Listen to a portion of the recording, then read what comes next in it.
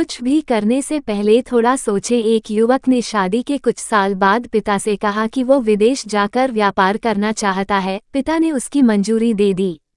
युवक अपने माँ बाप और गर्भवती पत्नी को छोड़कर व्यापार करने विदेश चला गया। उसने विदेश में कड़ी मेहनत की और धन कमाया और वह बहुत अमीर सेठ बन गया। लगभग 15 वर्ष धन कमाने में बीत गए तो उसे वापस घर लौटने की इच्छा हुई। पत्नी को पत्र लिखकर उसने आने की सूचना दी और जहाज में बैठ गया। वह सेठ कुछ दिनों बाद अपने नगर पहुंचा। नगर के एक चौराहे पर ही उसने देखा कि एक व्यक्ति एक बोर्ड के साथ खड़ा था। उस बोर्ड पर उसने लिख रखा था बेशकीमती ज्ञान के सूत्र। सेठ ने उस व्यक्ति के पास जाकर पता किया तो उसने बताया कि मैं बेशकीमती ज्ञान के सूत्र बेच रहा हूँ। तो सेठ बोला, ठीक है, एक सूत्र मुझे भी दे दो। वह आदमी बोला, मेरे हर ज्ञान सूत्र की कीमत 100 स्वर्ण मुद्राएं हैं। सेठ को यह सौदा महंगा तो लगा लेकिन उसने एक ज्ञान सूत्र खरीद लिया। उस व्यक्ति ने सेठ को ज्ञान का सूत्र दिया, कोई भी कार्य करने से पहले 2 मिनट रुक कर सोच लेना। सेठ ने वह सूत्र अपनी डायरी में लिख लिया। सेठ को अपने घर पहुंचते पहुंचते रात हो गई।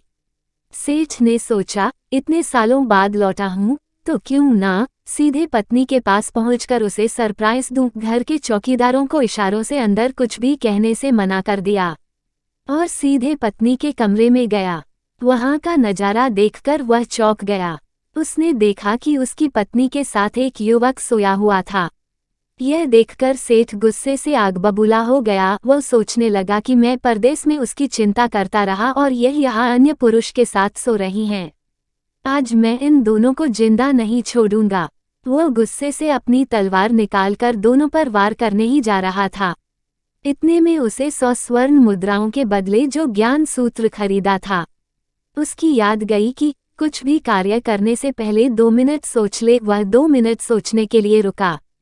उसने तलवार वापस पीछे हटाई लेकिन वो किसी बर्तन से टकरा गई। बर्तन के गिरने की आवाज से पत्नी की नींद खुल गई। आंख खोलते ही उसने अपने सामने अपने पति को देखा तो वह बहुत खुश हो गई और बोली, आपके बिना जीवन सुना सुना था।